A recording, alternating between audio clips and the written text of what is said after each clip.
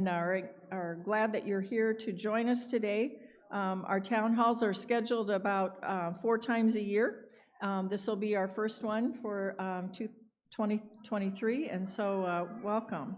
Our time, we will share, each of our focus groups will share some information about what's been going on in their area. And at the very end, you will have an opportunity to ask questions about anything that was presented or anything beyond that. So you're welcome to ask questions at that time. Would you join me in prayer?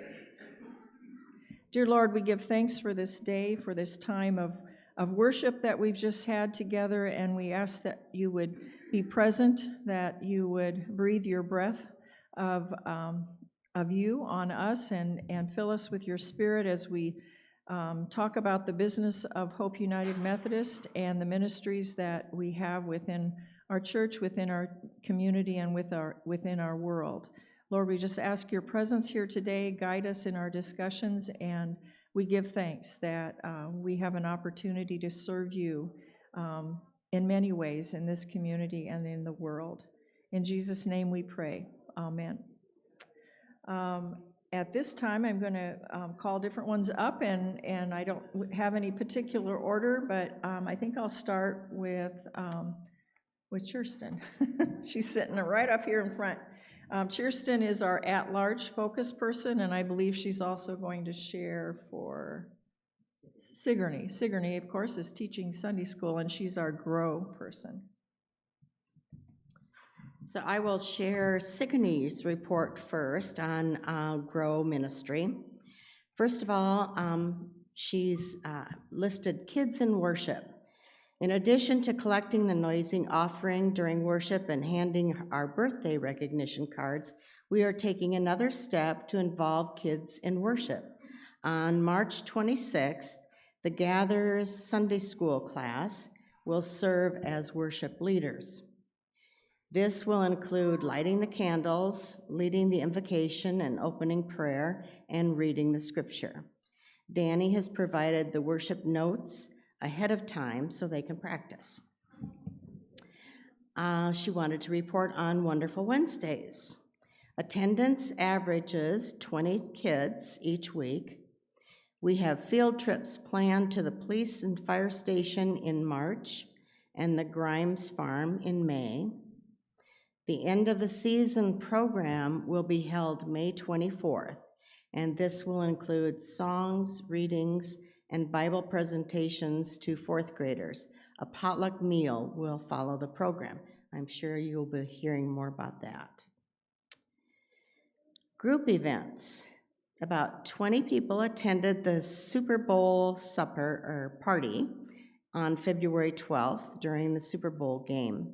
The next community event, Easter Surprise, on Saturday, April 1st, will include Bible stories and games and an Easter egg hunt. Publicity includes the newspaper, the Chamber of Commerce Community Events website, and flyers around the neighborhood and at Hoagland School. And finally, the adult activities. Adult Sunday School discussion of church and human sexuality has average attendance of 24 people. Pastor Danny is facilitating. A Bible study for busy lives finishes on March 21st. There have been 7 who have participated, and that was led by 𝘠𝘰𝘱𝑛𝑦. The Wednesday book study, the book Help Is Here by Max Lucado includes 8 participants, and that has been led by Sandy Bennett. My at-large report is kind of things that are going to happen in the future. Right now, we are investigating different companies that might help us provide a new membership directory, kind of due, I think. And the other thing is, in the summer, there will be a celebration of all of the accomplishments of Hope United Methodist, and that is in the beginning planning period. Thank you. Thank you, Kirsten. Let's start now with SPRC. which is Sandy Bennett, and who else? 𝘬𝘰𝘭𝘬 Kennedy. As far as SPRC, I really don't have a lot to report. Things have been going pretty smoothly. I've been involved, though, with other committees, the safety committee that you'll hear about later on, trying to keep Danny not working a lot, taking time for herself. And she enjoyed Thursday and Saturday, even though the team lost, but she was with her dad, so she had a good time. I have also been asked to present a report for Milt.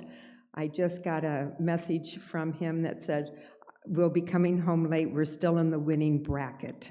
So the granddaughter from Texas is playing volleyball in Minneapolis, and they're in the winning bracket, so good for them.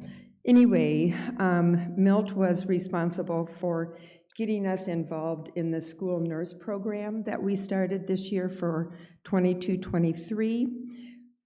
He met with nurses, requested a list of things that they need through the year, and we, in Hope, have been willing and able to help him through that process.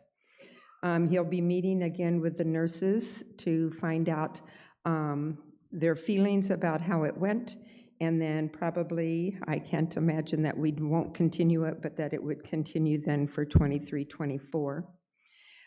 We provided clothing items, personal hygiene items, first aid items, those kind of things for the nurses.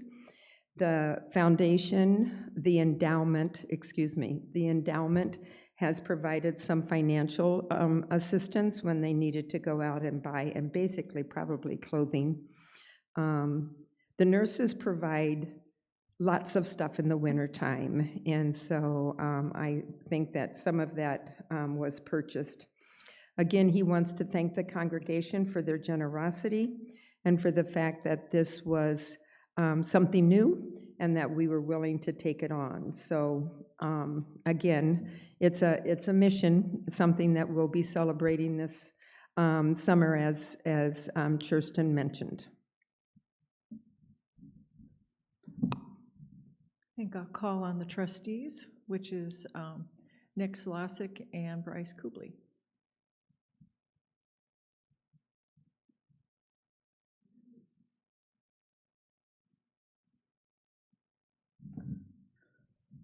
Really the only thing new with the trustees since the last time we met is the new security system on the front door, which is also kind of the first step with the safety and security team. That was installed last month, and it was a little bit of rough getting it going, but it's all working as we thought it should and we wanted it to. And we just this morning I brought in a tablet because there is remote access via tablet or cell phone, and I just brought in a tablet this morning, so we're going to get that up and going here hopefully, and then we'll be able to access that from anywhere in the church. So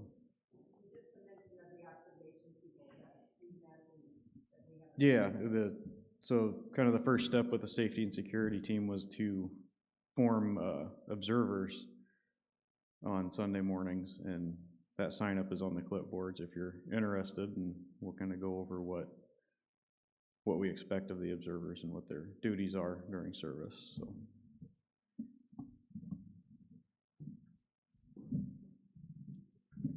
Thanks, Nick. And finance would be next.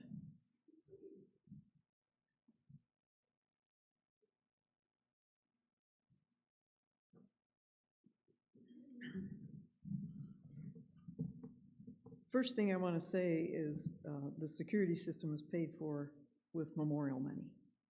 So why don't you tell you that before I give you the rest of this news. Because we are live stream, I am speaking to you in black and red and not numbers. I have some copies of what I will be presenting to the Hope leadership team today. If anyone wants a copy, let me know. First thing I will start with is it's not good news. We ended the year 2022 with a deficit.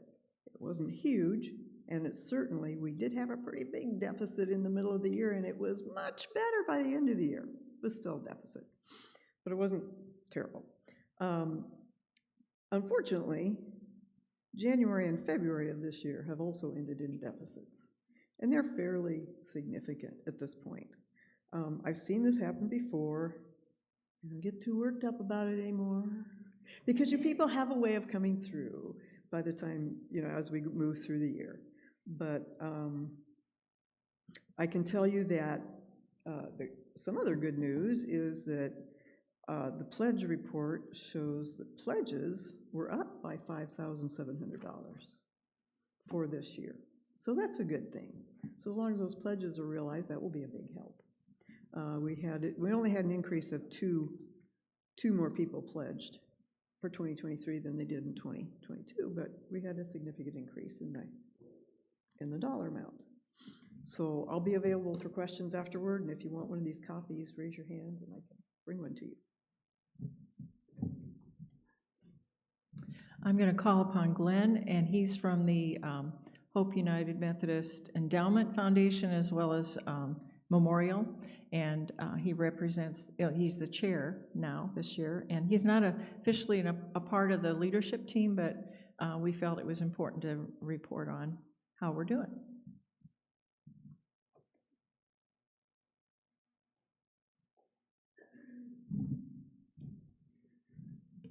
For the endowment, you may not be aware, but we have a substantial investment that is monitored by or taken care of by the General Conference. And for last year, we received income from that fund of $11,882, 10% of which automatically goes to missions. Between the endowment and memorial funds, we have funded several projects. We paid for the new Sunday school classroom chairs downstairs, and Sigourney sent us a picture of it, and the kids love it.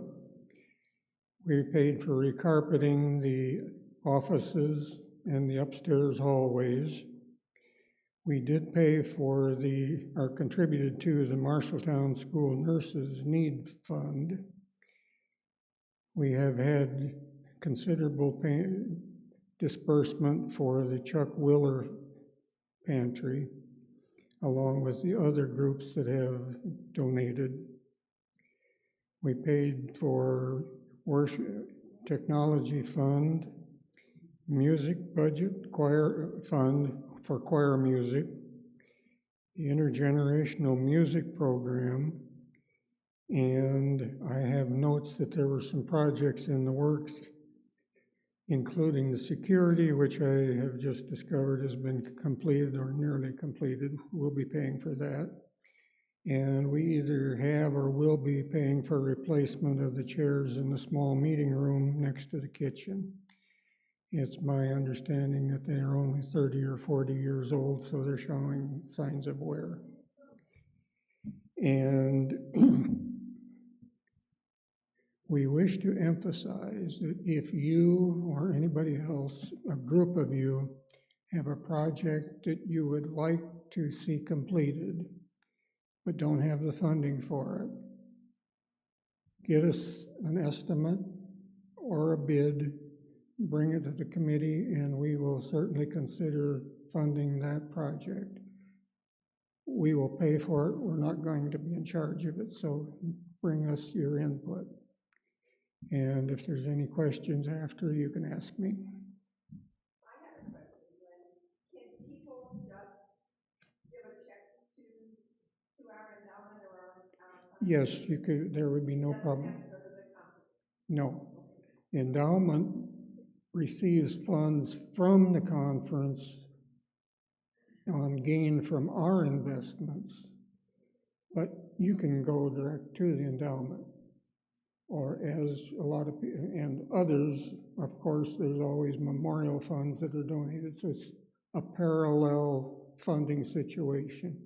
Comes to the committee and we can disperse it as requested.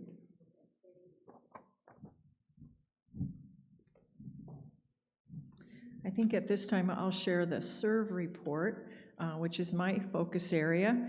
And again, the generosity of this church is always overwhelming, and it happened again this year. So a couple things that have come through too, that we've pursued some grant money that has helped us with the pantry, which you all know. I know when I drove in today, it was empty again. You know, it's empty a lot.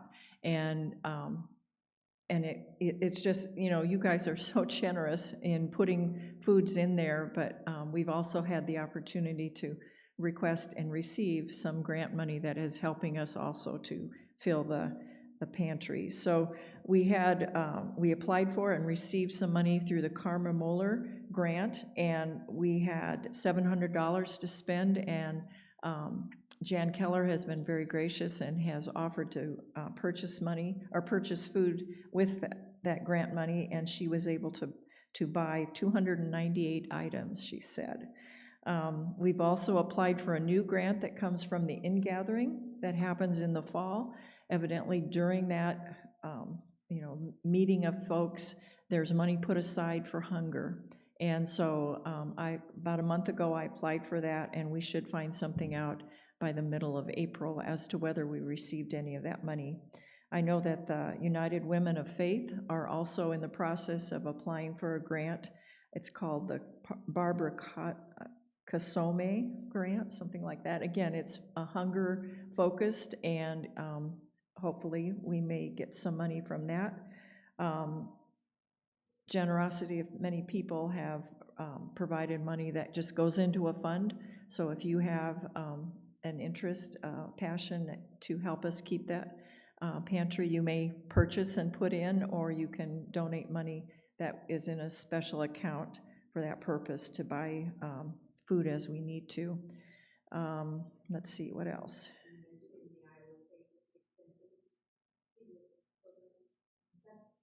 No, I did not. A group of us met. Are you going to talk about that, Danny? Were you going to talk about that? Okay, we met with a group of people in Marshall County, and we talked about, you know, what each of us were doing. The Extension Office has provided $155 per month through June, so I think it's 4 months, and we will purchase food with that to help fill our pantry.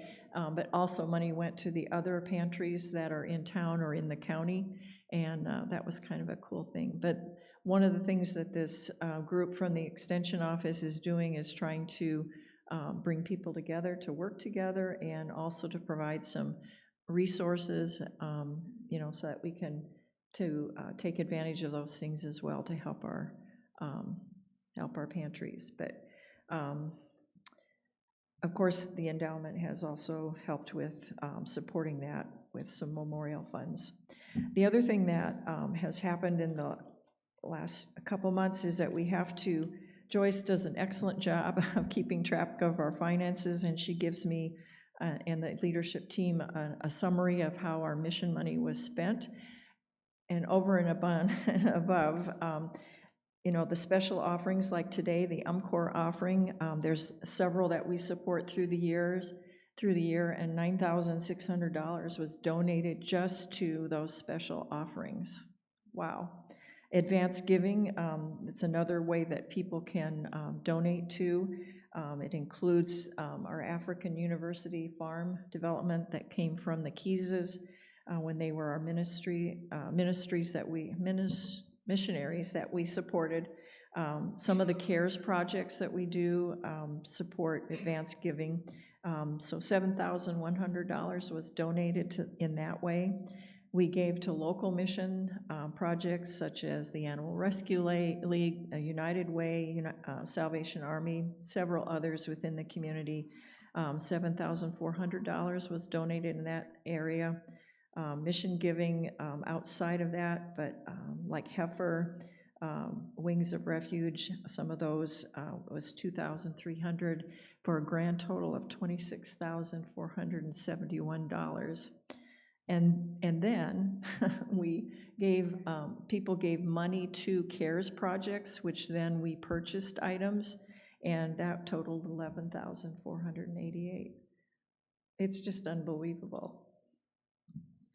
The other thing, and this I believe is on the board, and if it isn't, I'll double check and put it on the board, but we put together a listing of all of these things, but also things that we've done action-wise, perhaps, like purchasing things for the Tiger Vault, the food pantry, different projects, and we describe what it is we're doing, how much was spent or how much was given, and it's, you know, it takes a good day to fill this out, but it's amazing. Again, it just overwhelms me, the generosity of this church, and so a big thank you to all of you for the many ways, you know, whether you bring an item for the CARES project or you give a couple bucks to something, it all gets put together, and it's a wonderful, result, and we're helping lots of different people. At this time, I'd like to call up Pastor Danny.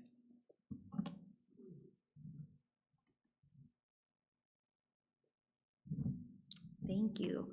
Talk about a living and breathing church, right? I mean, that's incredible. Thank you.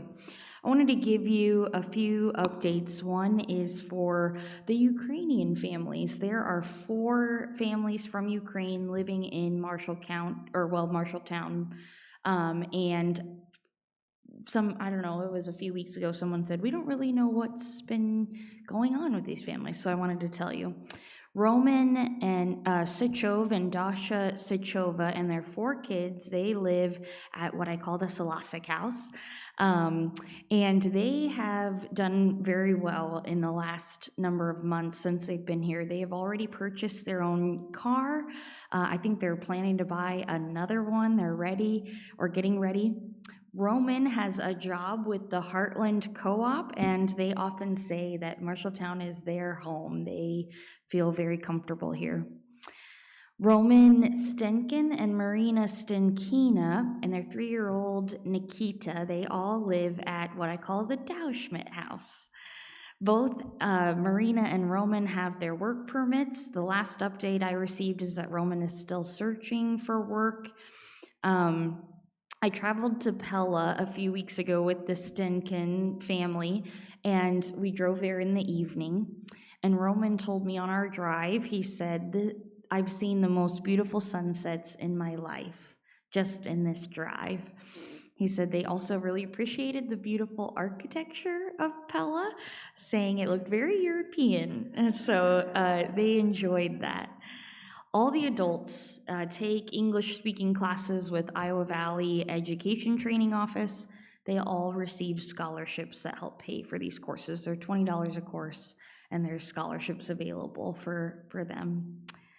Another family that lives in town are the Resnicks. They are a family of 7, 6 of whom live in the basement of a Marshalltown home owned by our friends Bethany and Alan, and they belong to Mosaic Church here in Marshalltown, and that church has really funded and really supported this family.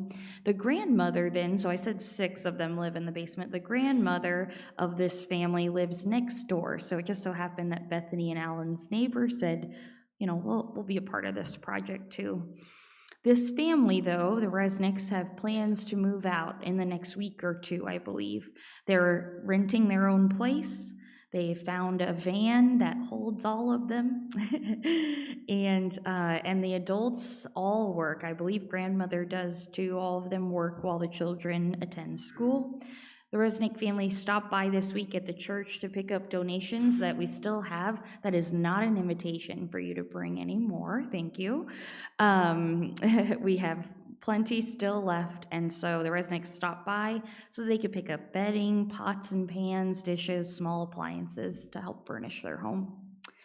And then the Marishnikovs. This is the first family that arrived in Marshalltown. They are a family of 6. Is that right? Yeah, 6. And they currently reside at the house I call the Swift House, owned by the family that owns Swift Greenhouse. The 𝘠𝘂𝘏 family, they primarily receive their support from St. Francis. They have begun to discuss, they'd like to move somewhere warmer and bigger. So I'm unsure of the details on this, but I know that whenever they do move, once they have all their resources aligned, that whenever they move, they will arrive somewhere and be safe and hopefully flourish. The last update about Ukrainians I wanted to tell you is that about every 2 months I meet with lead sponsors and supporters of these 4 families. That includes some of you here in this room. We discuss issues and we assess finances. I wanted to share with you that churches and individuals around the state of Iowa, I wrote a letter to 30 churches around Iowa. And I know St. Francis has done more, but together, and donations from here, donations from St. Francis, together, our pool, we have raised more than $60,000 to support these Ukrainians since September. So give yourselves a round of applause. Thank you, thank you, thank you. Yeah. Yes, please, Katie.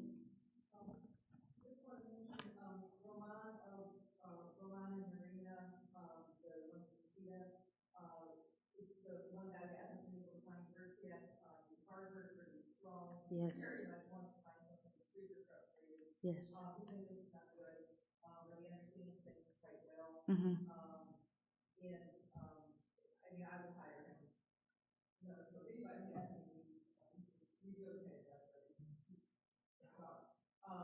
His background is in engineering, isn't it?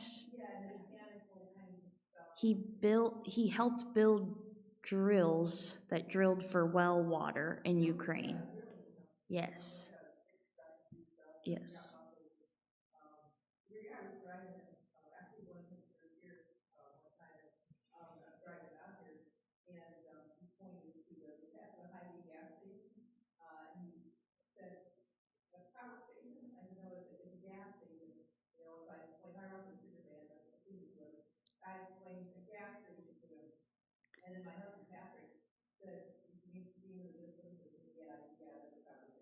Oh.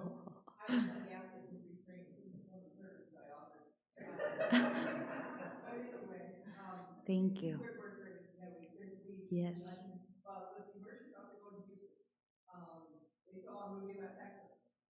Oh.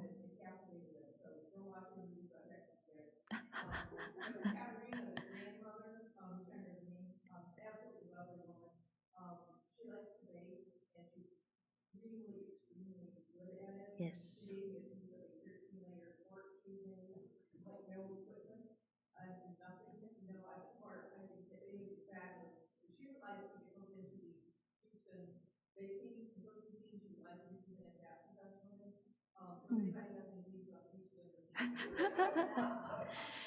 Yes. No, thank you. I mean, that's a great reminder. You could go over to Dasha and Roman's house or to the 𝘠𝘂𝘏𝘏s, and you will leave with baked goods. It's amazing. So go and visit them. Thank you. Thank you.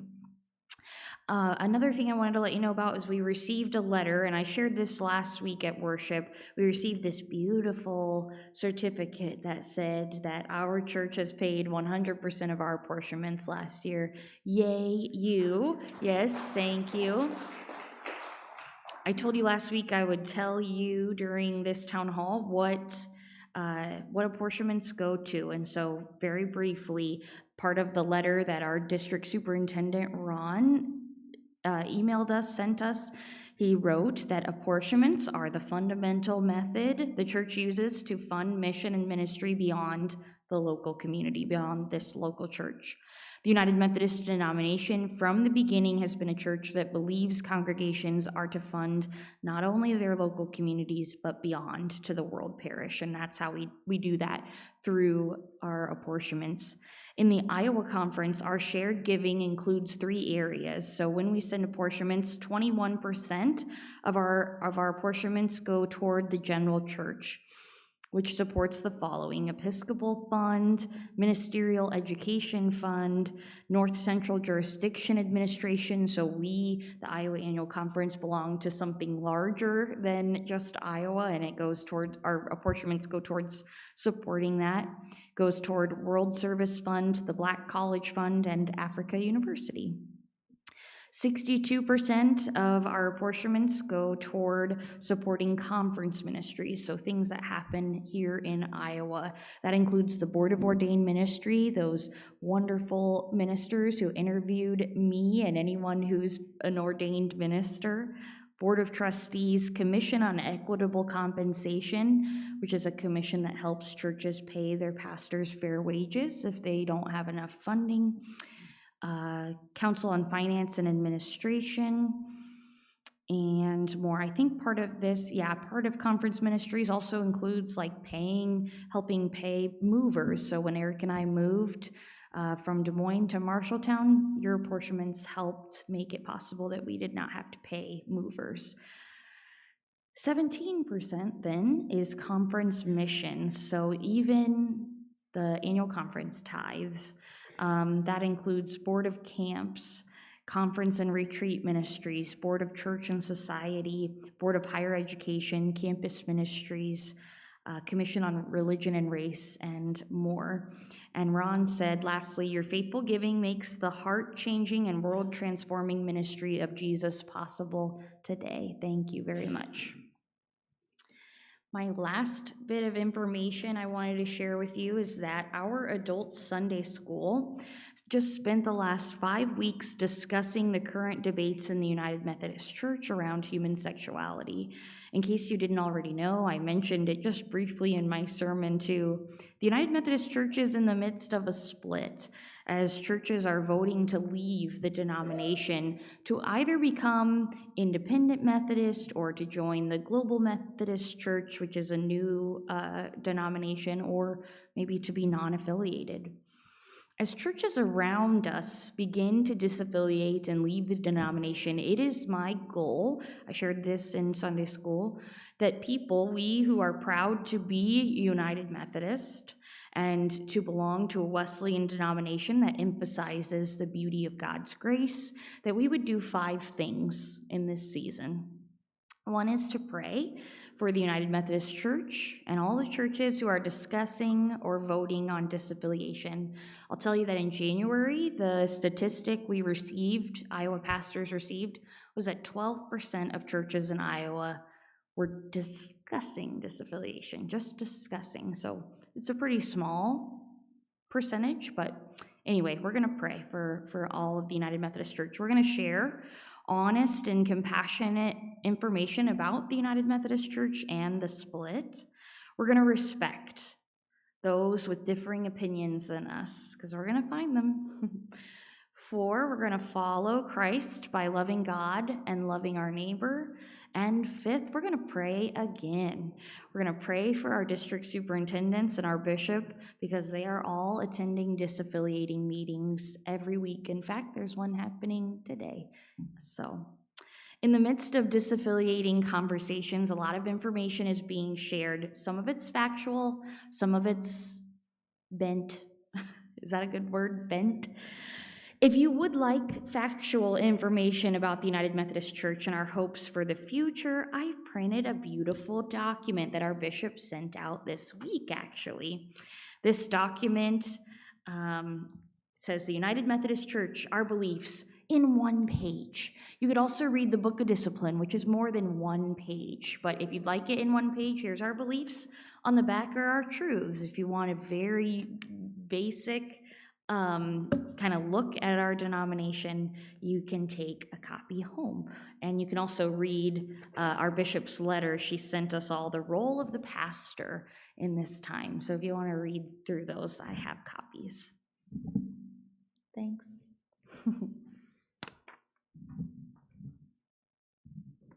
So we're at a point where if you had a question about anything that was shared, or you'd like to ask a question about another aspect of our church ministries, now's the time. Joanne? Do we have a time frame that we're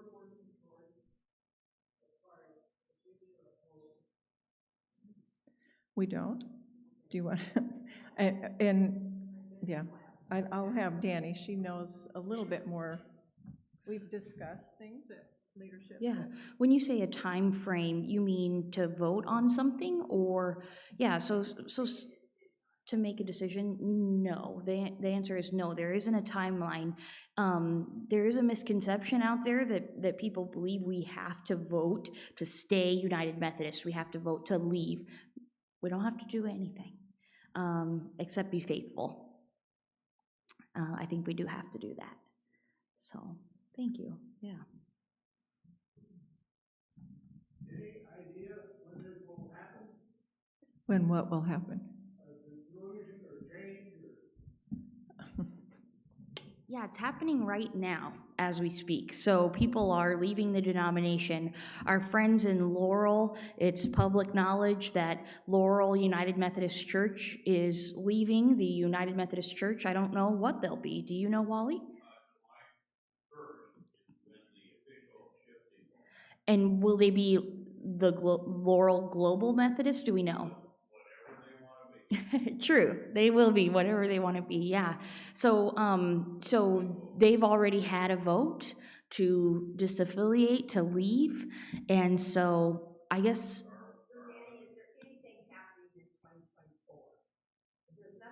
There is a general conference that will happen. Yes. Is that okay? Maybe that's the question. Yeah. Except I don't know that the general conference is going to do a whole lot based on people are already leaving, right? So yeah, so but there will be a global gathering of United Methodists in 2024. But oh, that's what the General Conference is, thank you. The General Conference is always to discuss the Book of Discipline and what goes in there and what we take out.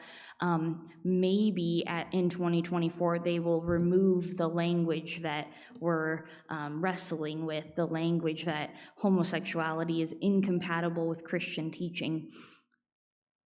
Depending on who you ask, some will say that's why they're leaving the United Methodist Church, because we might remove that language.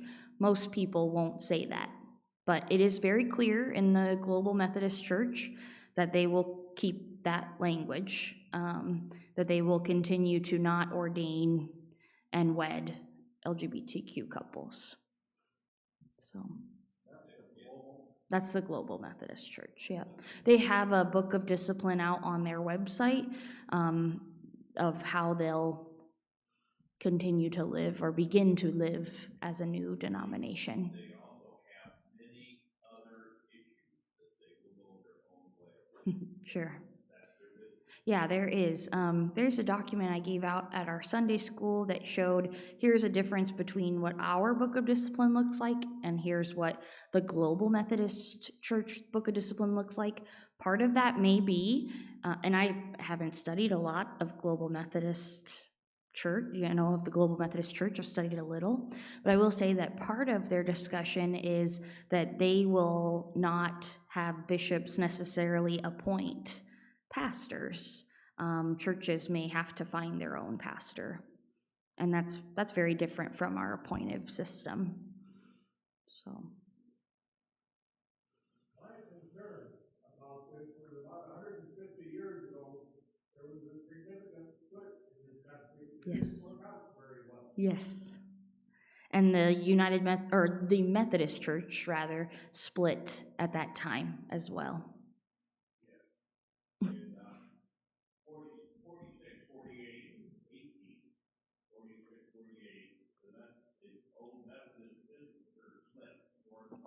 Yes. And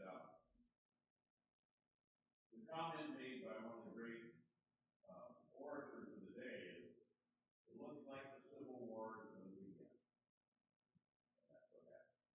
There is a massive difference in the way the leadership of the Global Methodist Church thinks and the way the Methodist Church thinks. A big word to issues of grace, issues of worshipers, there's all kinds of things. And they're going to do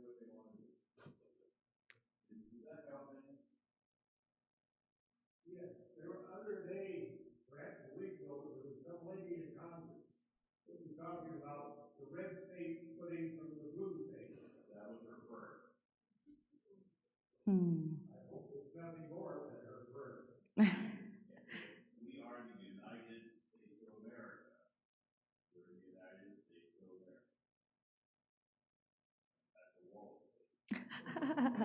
Ooh, I like that signature. That's a Wally statement. Yeah, I appreciate you bringing that up, that, yes, this is not the first time the Methodists have split. Not gone their wrong ways.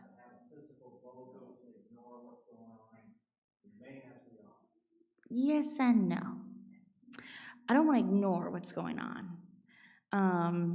But yeah, we don't have to really do much at all. Our leadership team, we're gonna discuss, is there a statement we want to put out that says we're gonna stay United Methodist? So that folks who are asking questions know where we're going, because I get asked sometimes, are you going Global Methodist? From strangers. And it's like, I give them my answer, but the pastor's answer is very different from the church's answer. The church, I make my own. I'm not a member of Hope United Methodist Church. I'm a member of the Iowa Annual Conference. So I have a decision to make too, maybe, or no decision to make, right? Does that kind of make sense? It doesn't make sense. Does it make sense that it doesn't make sense? Then that's right. Yeah. Yeah.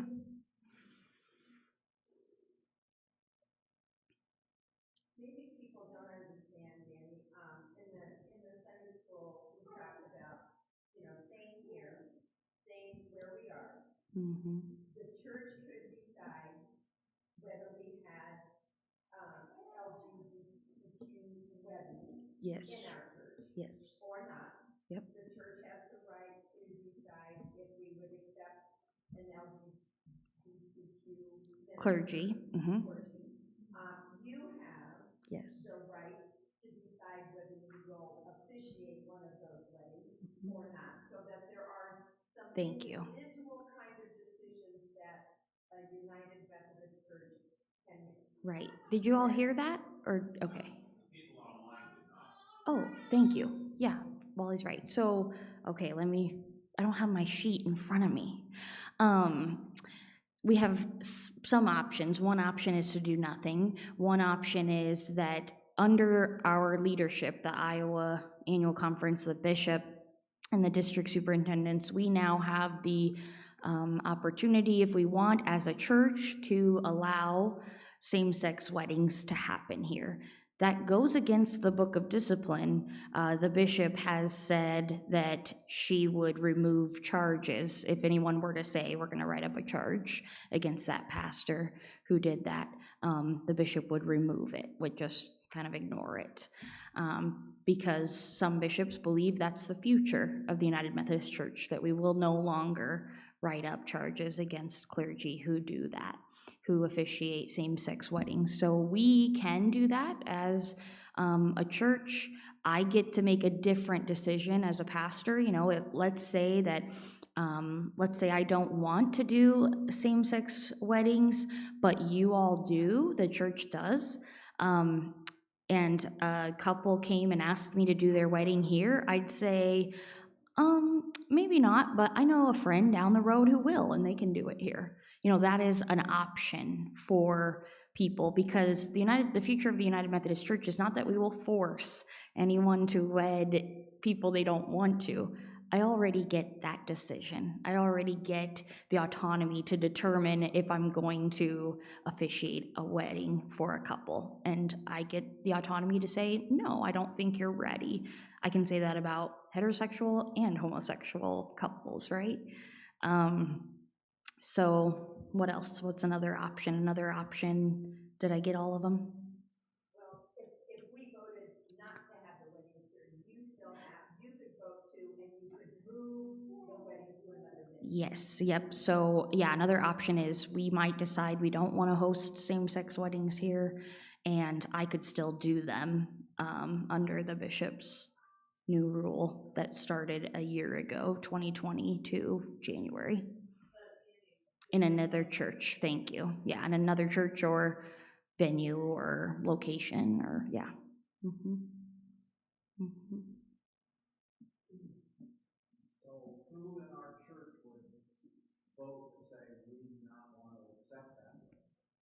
Yeah, I have another document that determines that, but our bishop determined that our leadership team would vote if we want to consider changing. Then we would create a group of folks who would lead some discussions, church-wide discussions, so that we could discuss it as a whole body, or the most of our body that we can. So we'd host more than one, and we'd discuss and discern together.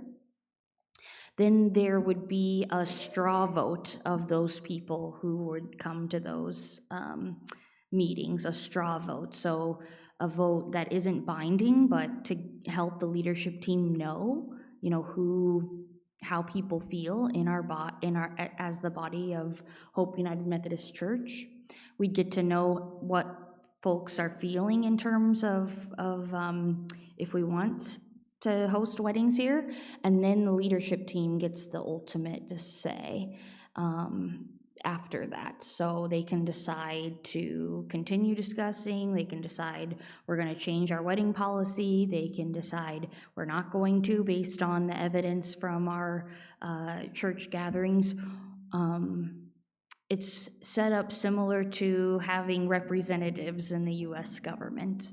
Our denomination was built around the same time that our country was being built. So that's kind of how it's set up, is that, yeah, you get to make your voice be heard, and then you have representatives voting on your behalf. Does that help answer?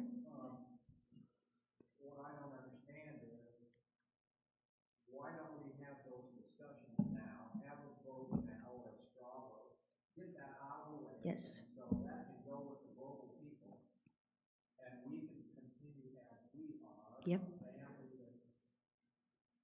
Right. that we are. Right. Yes. Yes. I think we might do that. I'm bringing it up at leadership tonight to have a vote on considering changing our wedding policy. Yeah. Yeah, Don asked, why not get it over with? And so I'll be visiting with leadership tonight to see if we do want to begin those conversations as a community to move on, to be proud, I think, to be United Methodist. Yeah. Yeah, thank you.